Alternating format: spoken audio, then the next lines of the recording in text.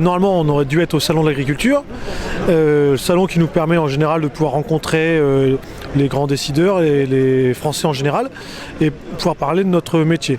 Donc comme il y a le confinement et qu'on ne peut pas en parler, on est quand même venu à Paris pour tirer l'alarme sur des sujets qui nous préoccupent fortement.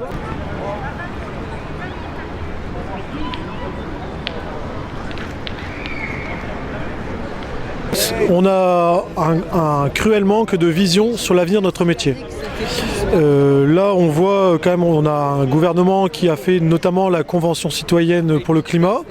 C'est-à-dire qu'on confie à 150 citoyens tirés au hasard, qui ne connaissent pas du tout le monde agricole, on leur confie les clés de notre avenir et nous, ça nous fait très peur. Là, en ce moment, on est régulièrement interrogé par les députés qui sont en train d'essayer de faire des lois à partir de ce qui est ressorti de cette Convention citoyenne. Et il y a de quoi être très très inquiet pour notre avenir. C'est plein de bonnes intentions, mais en fin de compte, ça se contredit, c'est complètement farfelu. Je peux vous donner quelques exemples si vous voulez, mais on a d'un côté les citoyens qui se disent tiens, ce serait bien qu'on taxe fortement les engrais de synthèse pour qu'il y en ait moins. Bon, pourquoi pas. Et dans la même manière, ils disent il faudrait aussi que les Français arrêtent de manger de la viande animale parce que c'est pas bon pour la planète. Sauf qu'ils oublient que s'il n'y a pas d'animaux, il n'y a pas de fumier. S'il n'y a pas de fumier, il n'y a pas d'engrais naturel. Et vous voyez, le truc complètement illogique, c'est que s'il n'y a plus d'engrais naturels, ça veut dire qu'on va faire plus d'engrais de synthèse. Donc voilà, c'est juste un exemple parmi d'autres, mais on est face à des gens qui n'y connaissent pas grand-chose, qui veulent bien faire, mais on est vraiment dans une stratégie de course électorale à des voix. Nous, monde agricole, on ne pèse plus beaucoup on a perdu tellement d'agriculteurs qu'on ne pèse très peu dans l'électorat et les citadins écologistes pèsent beaucoup plus. Et donc on a des élus qui sont prêts à vendre leur âme, à dire n'importe quoi pour récupérer des voix, alors que là, on est venu ici pour expliquer en partie qu'il faut arrêter de faire n'importe quoi.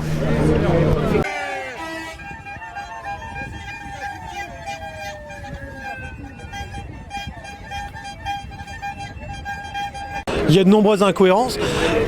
Un symbole clair et net pour montrer le décalage qu'il y a entre ce que nous on vit en tant qu'agriculteurs et la réalité. Les surfaces en friche agricole augmentent plus vite que la surface en bio et cette surface en friche agricole est plus importante que la surface en bio. Concrètement, ça veut dire que des agriculteurs, par manque de choix, arrêtent de cultiver leurs terres. C'est même pas faire du bio, c'est-à-dire arrêtent de cultiver. Il n'y a plus de rentabilité à cultiver dans certaines régions. Et donc ça part à l'abandon. Alors vous allez me dire ça va partir en forêt à terme, mais il y a des agriculteurs qui ne trouvent plus de successeurs et leur ferme part en friche. On n'en est plus à dire ça va partir en bio, ça ne part en non-culture. Et deuxième chose importante, on tire l'alarme, c'est que la France ne se nourrit plus elle-même. On est pourtant la première puissance agricole française, européenne, je vais y arriver. On est la première puissance agricole européenne, mais malgré tout, on ne se nourrit plus de nous-mêmes. C'est grave, c'est-à-dire que oui, on vend du vin et des spiritueux et ça permet de compenser notre balance commerciale. Mais si j'enlève les vins et spiritueux, c'est pas de l'alimentaire, eh bien, on exporte du blé, mais on importe pour beaucoup plus cher d'huile et de protéines végétales. Je ne sais pas si les gens en ont conscience, parce que même moi, il y a 25 ans, à l'école, on apprenait qu'on avait une balance commerciale, c'était formidable, on exportait. Eh bien non, c'est plus vrai. Aujourd'hui, on importe plus qu'on exporte.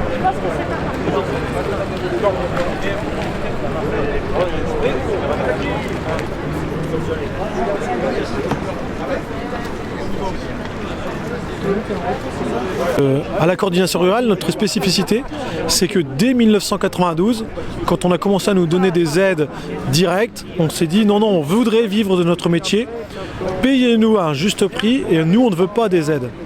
Et ça fait 30 ans que la coordination rurale existe et n'a pas changé de discours. J'attire votre attention sur le fait quand même que notre ennemi n'est pas forcément la grande distribution. Parce que nous, agriculteurs, on a d'autres intermédiaires juste après. Ce sont parfois nos propres coopératives.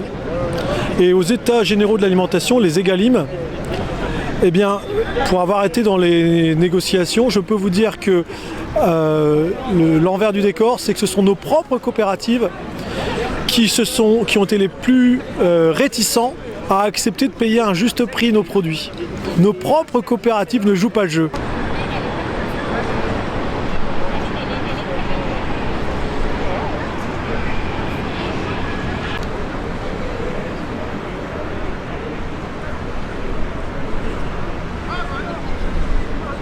C'est ça qui nous fait très peur, c'est-à-dire qu'on a eu une vraie hémorragie du nombre d'agriculteurs depuis les 15 ou 20 dernières années, c'est une catastrophe.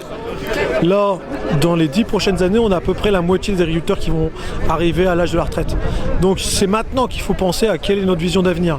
Qu'est-ce qu'on veut pour nos agriculteurs? À chaque fois qu'on diminue le nombre d'agriculteurs, on perd de la valeur ajoutée, on est moins performant et on est moins bon et ça va pas dans le bon sens.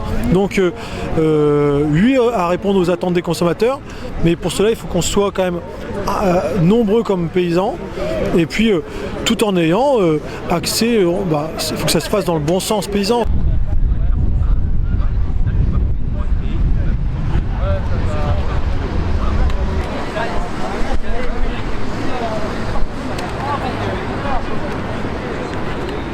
C'est-à-dire que nos coopératives sont tenues par des agriculteurs et je vous invite, j'invite tout le monde coopératif, j'invite tous les médias à faire un travail d'enquête, essayer de savoir combien gagne un président de coopérative.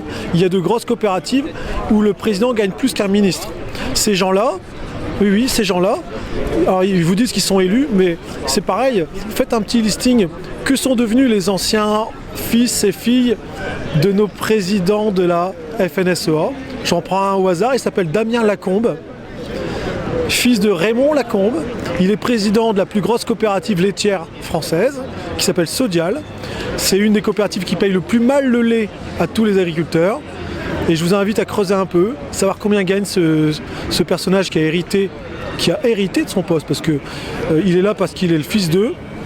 Voilà où on en est dans le monde coopératif. C'est-à-dire que ce n'est tout sauf transparent. On est sur un système qui ressemble plus au système soviétique qu'au système réel. Voilà, nous on se bat, on est favorable aux coopératives, un homme, une voix.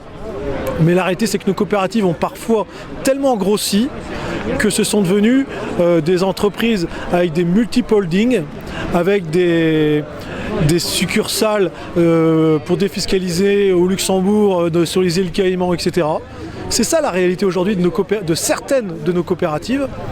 Alors je suis bien content, vous en parlez un peu des coopératives, mais il s'est passé quelque chose qui nous rend de l'espoir. C'est par exemple chez Tereos. Il y avait vraiment une situation venue tellement abusive que les agriculteurs en ont eu marre. Il y a eu une petite révolution et quand ça va vraiment mal, quand on est très mal payé, au bout d'un moment les agriculteurs se révoltent.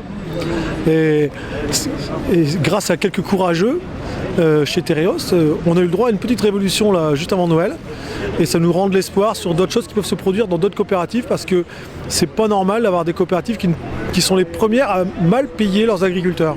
Le monde agricole en général est devenu un système d'apparatchik. C'est-à-dire qu'il y a une consanguinité dans les conseils d'administration. Je vous invite à creuser, mais c'est-à-dire que vous retrouvez les mêmes à la tête du Crédit Agricole, de l'assurance, des chambres, des coopératives, et ça finit par faire de vrais conflits d'intérêts avec des personnes qui gagnent tellement mieux leur vie par leur mandat que par leur exploitation, qu'ils sont heureux de créer des métiers, de nous maintenir dans une certaine forme d'assistanat qui n'a plus aucun intérêt. Je peux parler longtemps, mais il y a haute valeur environnementale. Le mot est très joli, mais c'est du greenwashing en fait. C'est ni plus ni moins que... Voilà. Si ça restait encore volontaire, mais on se rend compte qu'on est en train de se faire complètement embrigader dans ce système-là, toujours ces apparatchiks, comme vous avez dit, eh bien, se sont bien rendus compte qu'il y a de moins en moins d'agriculteurs et ils se sont dit mais comment on va trouver de l'argent? Et bien pour trouver de l'argent dans un monde où il y a moins d'agriculteurs qui achètent moins de produits phytosanitaires, où va-t-on trouver de l'argent? Et bien en leur vendant, ce sont les agriculteurs qui vont payer eux-mêmes pour acheter des services de conseil, pour acheter des outils d'aide à la décision, pour acheter, pour se faire contrôler eux-mêmes. Et et par les mêmes structures que je viens de citer, c'est-à-dire tantôt les coopératives, tantôt les chambres d'agriculture, tantôt les assurances, les banques, etc. Donc, bon, il faut rester positif, il faut on souhaite que les agriculteurs restent indépendants et de la vision pour leur avenir, et c'est la raison pour laquelle on est ici.